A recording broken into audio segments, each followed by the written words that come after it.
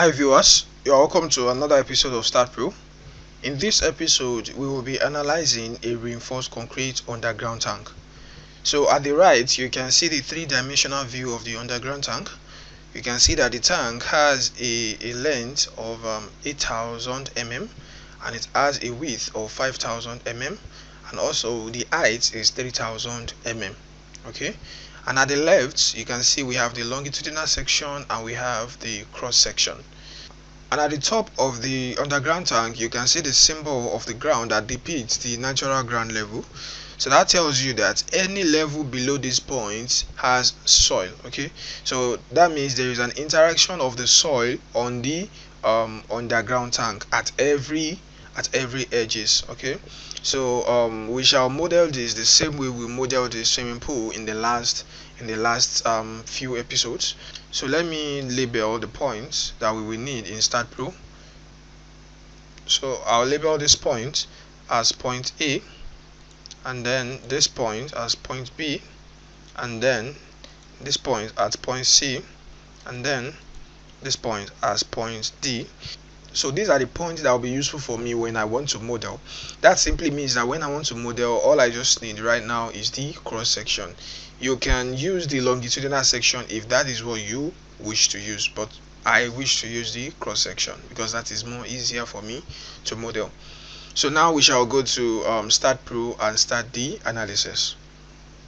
Then I create a new project. I call it space. Then I give it a name. I call it RC underground tank. Then I choose the unit for the length to be meter and the unit for force to be kilonewton. Then next, and then I can run the structure wizard. Just click on open structure wizard, then finish. Okay, then straight up I go to the surface slash plate model. Then you go to the cut plate, and then point A should be at the origin, so that should be 0, 0, 0. Then point B should be 5 meter, okay, on the X, and 0 meter on the Y. Point C should be 5 meter on the X, and then the height, that is 3 meter. Then this should be 3 meter. Alright, so we have this, and then I will leave the division as it is. Then you just click on apply. Then you can close, and then yes. So I'll pick this to be, so I'll make this to be at the origin. Just click on OK. So I have this.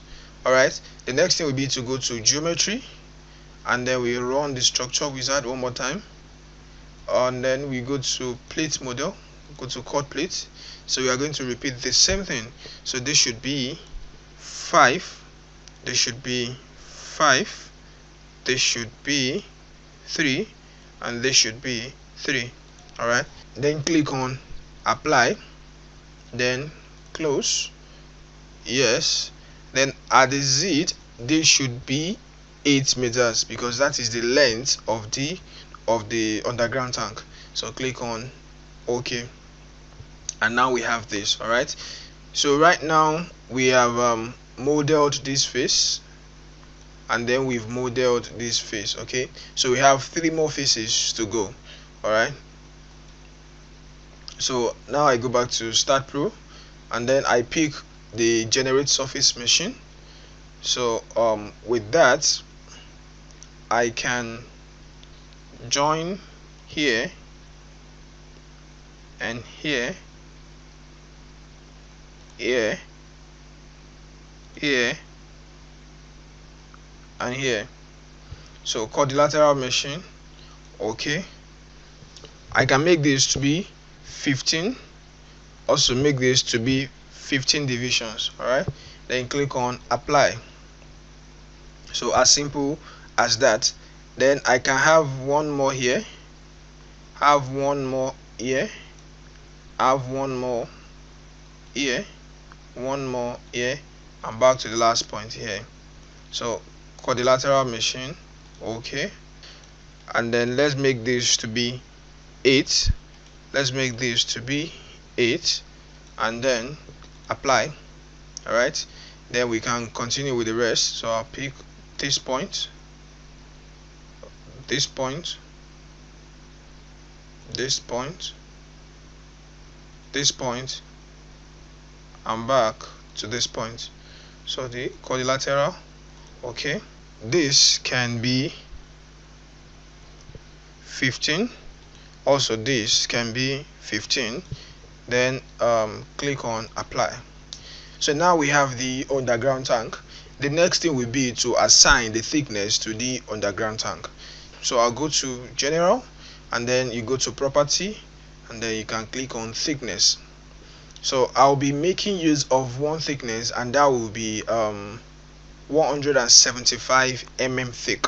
Okay, so make sure this is in concrete, and then make this to be 0.175.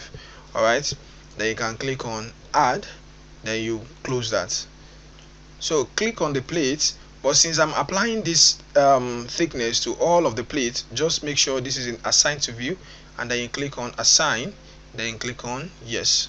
So you can see that dimension has been assigned to all of the elements here, I mean all of the plates. And you can see the 3D rendered view by going to this icon. You click on this icon, and then let's try to maximize. Let me take it with this, and then you can see how it looks like. So this is the underground tank. Okay, so this is how the underground tank looks like. So I'm going to close this, and then we go to the next step, which is the support. We are going to assign support to it. So click on support, and then I'm going to create a support which is fixed support. Click on add, and then put this in the front view. Alright, then click on the support, and then let's highlight all of the points here. So if you put this back in isometric view, you are going to see that all of the below supports have been selected.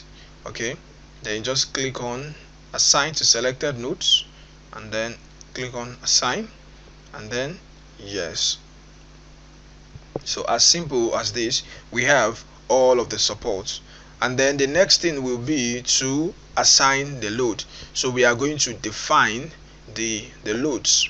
Okay, so now you go to load and definition, and then you go to load cases, you click on add. Now the first load I'll be adding will be the self weight. So click on self weight,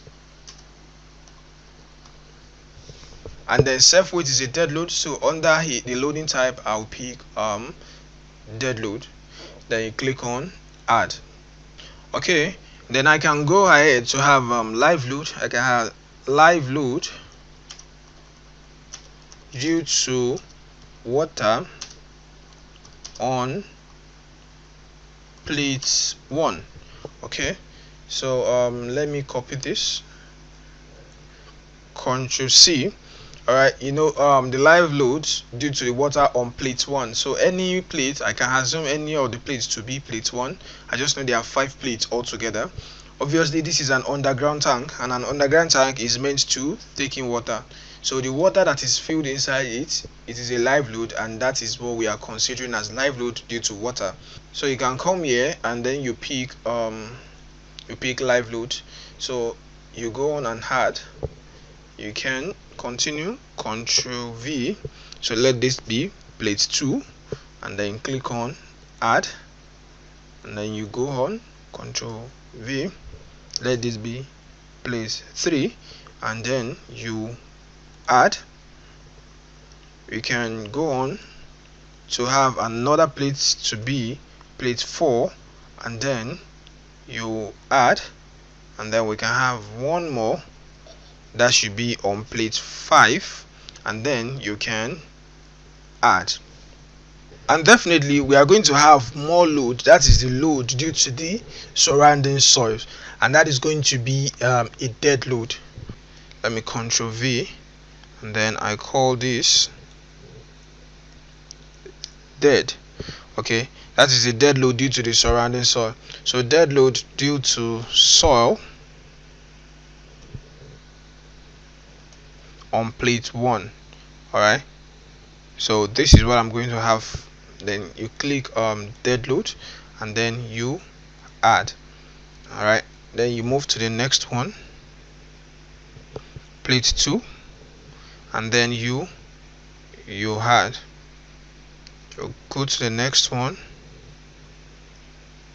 that should be plate 3, and then you had.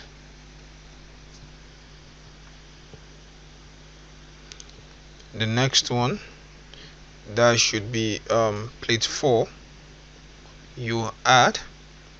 And for the last one, that should be plate 5, and then you had.